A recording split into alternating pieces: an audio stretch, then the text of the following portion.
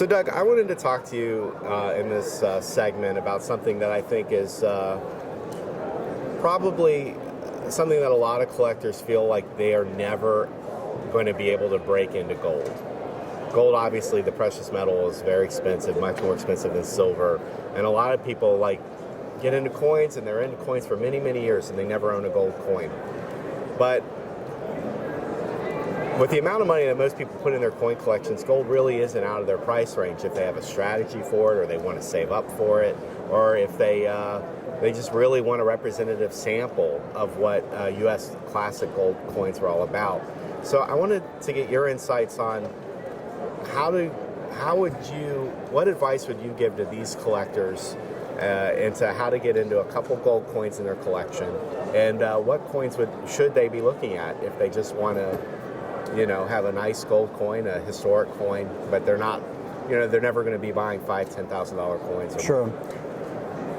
Traditionally, the path to gold is usually people start off with bullion or generics, and then the gateway drug gold coin tends to be a St. Gaudens double eagle, usually a common date, a 24, 27, 28, an MS63 or MS64, or even a little lower grade. And right now the premiums on those coins are unbelievably low. I mean, you're paying a very small premium over gold content for a really fairly nice coin. But if $1,500, $1,250 to $1,500 is too much, there are still smaller denomination gold coins. You can buy very respectable gold dollars and quarter eagles for $250 to $750 a coin. One thing I would probably recommend is, instead of buying lots of inexpensive, mundane gold coins, maybe taking the $3,000 that somebody has budgeted over the year for 5 or 6 coins, and thinking for a longer term strategy, maybe buying 1 or 2 really interesting coins a year. And if somebody's willing to go up to the $1,000 to $3,000 range, you can start buying really interesting, larger denomination branch mint gold coins. You can buy no motto Philadelphia half eagles and eagles in very presentable grades for $500 to $1,000 per coin. Gold has, obviously you can spend $100,000 per coin too, but you don't need to be a super wealthy, super well-heeled collector to buy really presentable, interesting gold coins. So obviously in the trade, dealers and professional numismatists use the word generic to talk about type coins, or coins that sell for a lower numismatic premium, coins that are still available in abundance. But if you're a collector and this gold coin is going to be really special for your collection, you probably don't want to settle for a generic coin.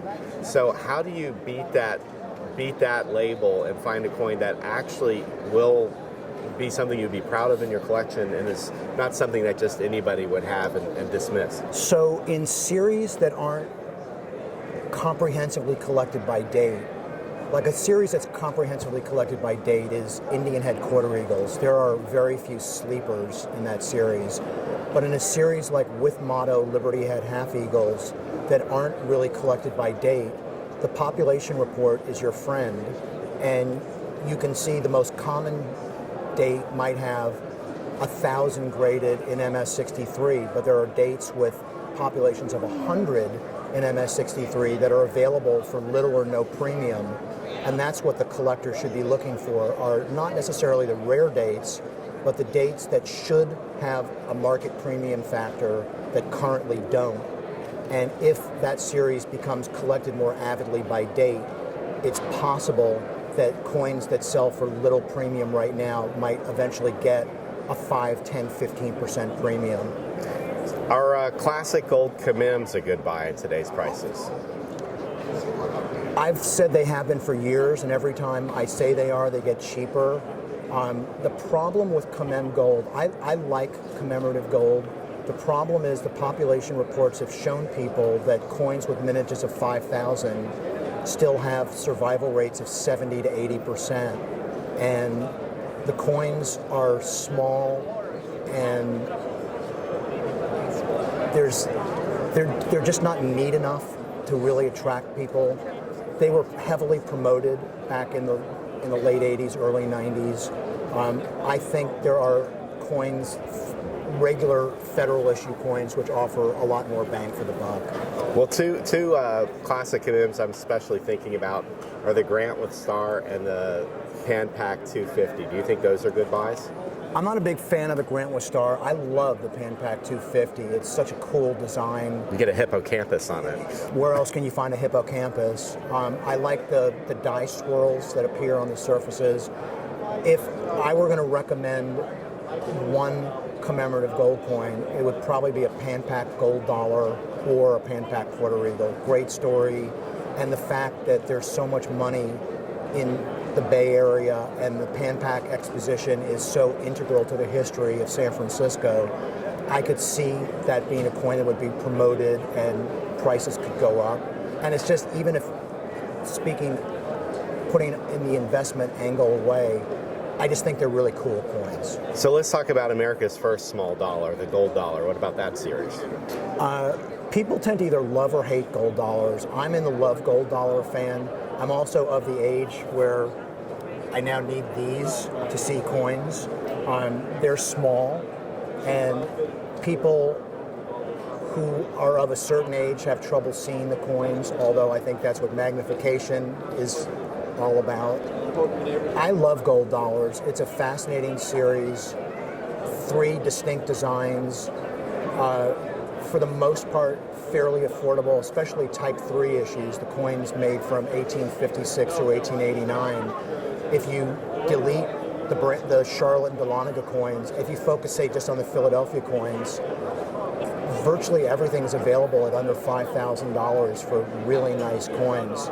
So I'm a big gold dollar fan. I've put together some of, I would say, probably the greatest collections ever assembled in gold dollars, and I have a special affinity for the branch mint issues, which are sort of the folk art of U.S. gold coins. And if you can afford to collect a couple Morgan dollars, you can get into a gold dollar in your collection. You can buy even common date New Orleans gold dollars, Type 1s like 1851-0, 52-0. You can buy really presentable ones for under $500 a piece, which seems pretty reasonable to me. What about the oddball $3 gold coin? I'm a huge fan of $3 gold pieces. I wrote with Dave Bowers the standard reference book about 15 years ago on the series. They've been kind of unloved since then, although I'm starting to see an increase in popularity. It's an expensive series, but there are some real sleepers.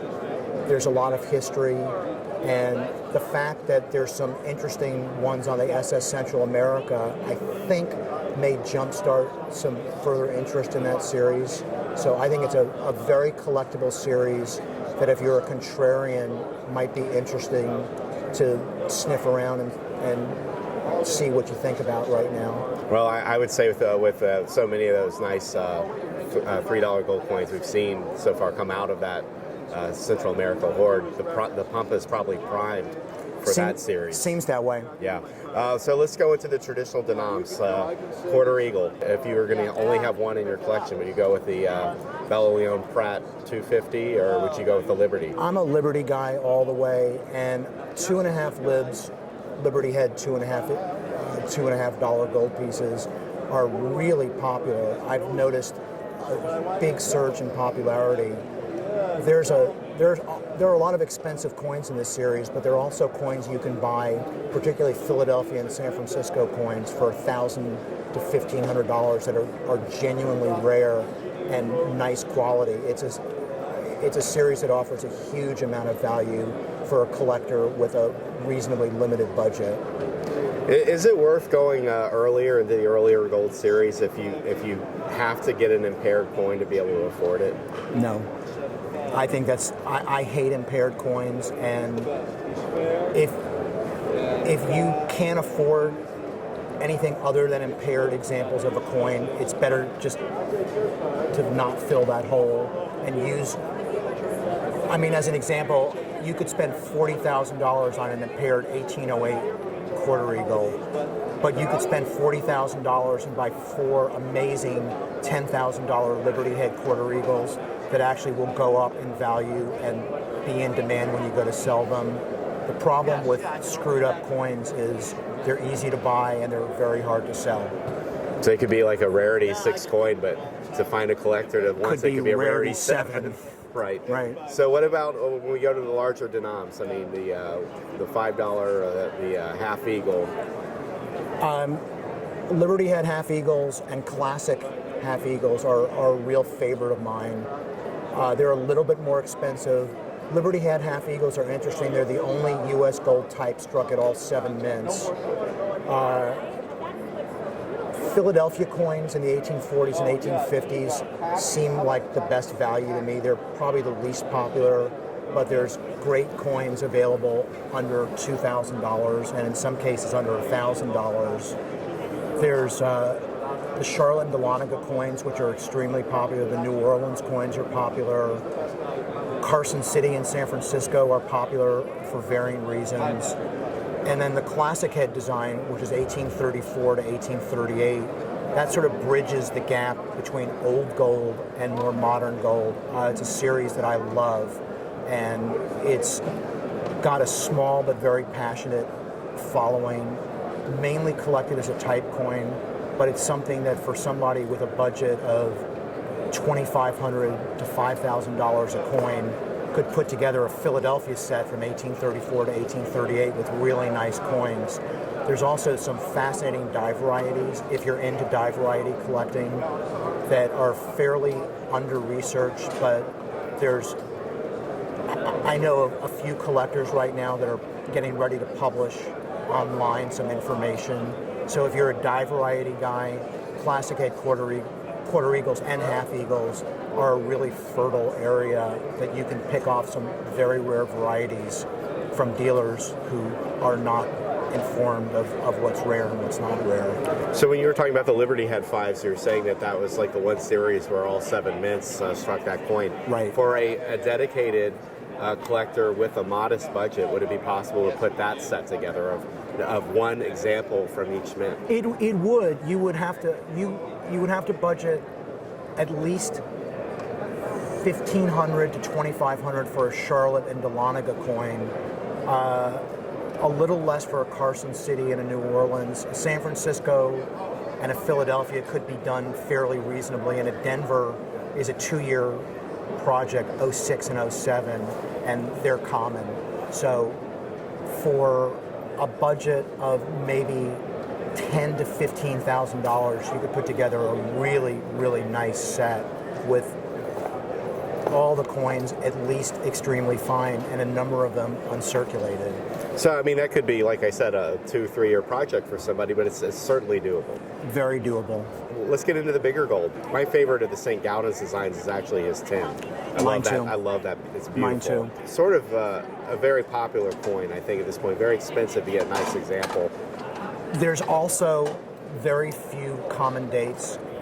Everything, even the most common dates, are pretty rare and high grade, and it's definitely a wealthy man's series, particularly in high grade.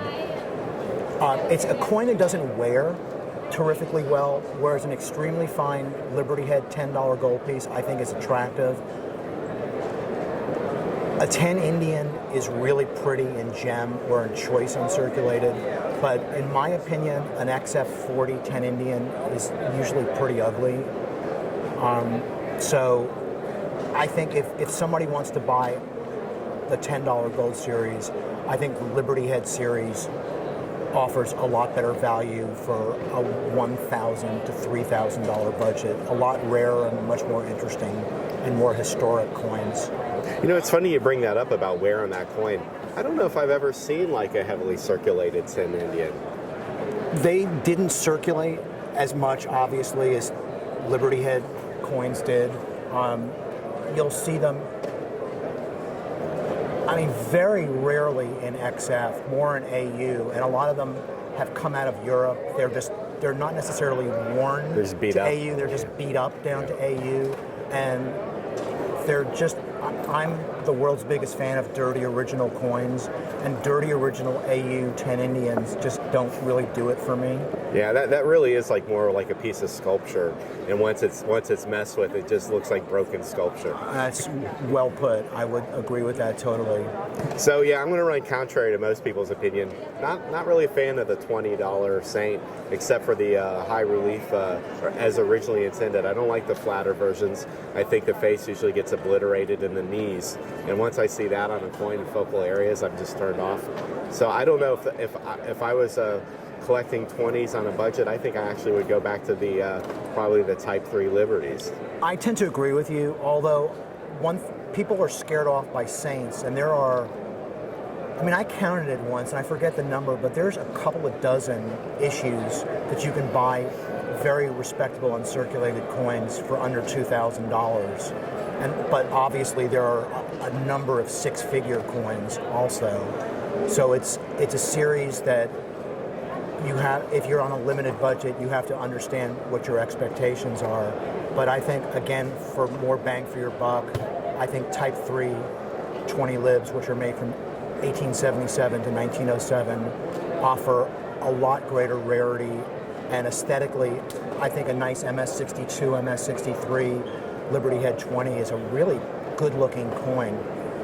Yeah, also the thing about that Liberty series, I mean, it really is sort of the Rodney Dangerfield of the gold series. It doesn't get the respect it deserves.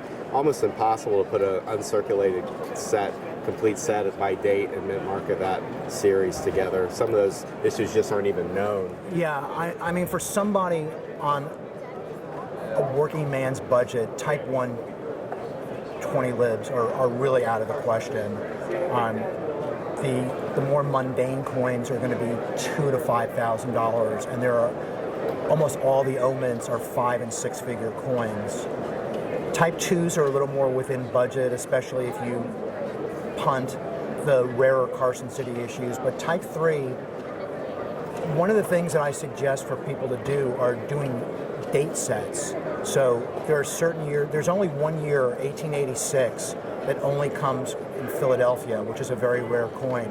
But every other year, if the Carson City or the Philadelphia coin is super expensive, there is always one date that is available for usually under $2,000. So if you're willing to do, I think it's like a 31 coin set, knowing you'll get 30 of the 31 coins, if you commit $50,000, $60,000 to it over the course of, say, 10 years, you can put together a really, really nice set. And the coins are interesting.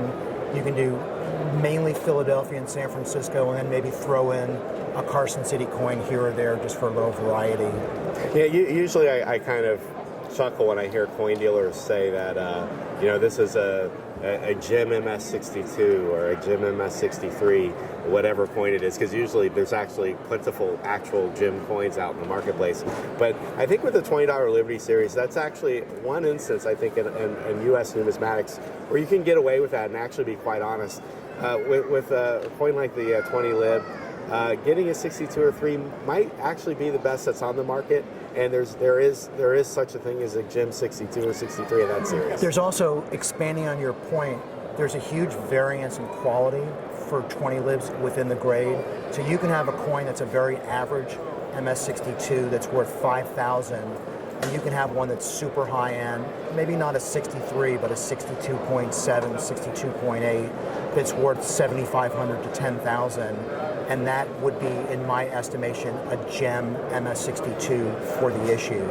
So it's a misused term, but there are definitely huge variations in quality for 20 libs in each specific grade range for each specific date. Well, Doug, thanks for sharing your insights about gold. Obviously, I don't know anybody in the present market who knows as much about classic U.S. gold as you do. Thank you. And I think it's important for collectors who are afraid of gold to sort of break down that barrier. You don't need to be afraid of it. Not every gold coin is going to be in your range, but you can get into it if you have a strategy and you know the lay of the land. I agree. Gold is your friend.